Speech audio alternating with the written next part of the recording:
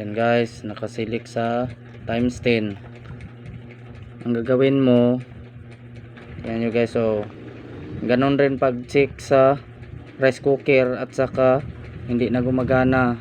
Paano mo malaman kung sira na ba siya? Yan guys, so iti-test ko. Hello, shout out. Mayroon naman akong i-share sa inyo video tutorial paano malalaman kung gumagana pa ang heater.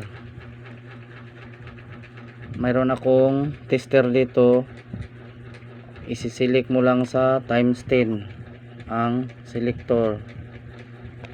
Ganito, silik mo lang sa times 10.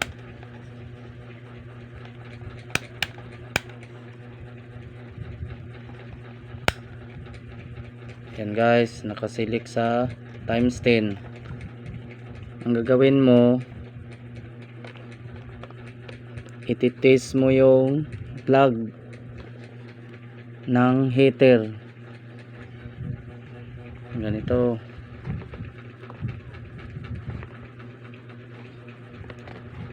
Sundan nyo guys paano mag-check ng heater na hindi na gumagana. Paano mo malaman kung sira na ba siya? Yan guys, so iti-test ko. Yan, tingnan nyo. Yan, naka-test na siya at saka i-on ko. Yan guys, so naka-on na siya. Ibig sabihin yan, sira na yung fuse, sunog na, or mayroong naputol na wire sa loob. Ganyan lang bang pag-check. Kahit i-on mo yan siya, yan, hindi siya gumagana. Ganito ron mag-check ng iron at saka rice cooker. Ganito ang pag-check, ganito ang pag-detect, kasi ang rice cooker at saka electric iron, nagabase yan sa terminal fuse. Terminal fuse yung nagapagana sa kanila.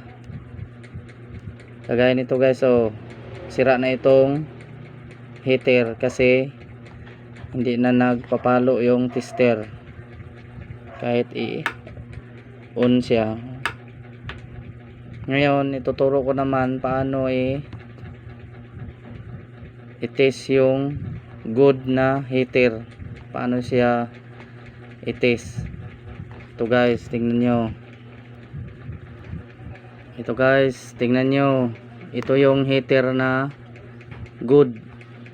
Nakasilik pa rin ito sa times 10 ang tester. Ito guys, i-off ko muna. Naka-off na yan. Ito, test mo yung plug. Yan, naka-test na siya. Tapos i-on ko. Tingnan nyo yung tester guys, oh. Yan, ang ibig sabihin na good pa yung heater. Pumapalo siya. Yan, ibig sabihin good pa yung fuse, hindi pa sira ang fuse. Yan nyo guys, oh. Ganon rin pag check sa rice cooker at saka sa electric iron na plansa, kasi fuse yung nagapagana sa kanila. Ito guys, simpleng idea ito sa mga baguhan dyan na nag-aaral pa ng electronics. Mayroon na kayong idea paano ayusin yung mayroong terminal fuse. Ito guys, yan, gumagana, ibig sabihin good siya. Ito guys, hanggang dito na lang. Sana mayroon kayong natutunan na kaalaman sa mga baguhan dyan. Thank you.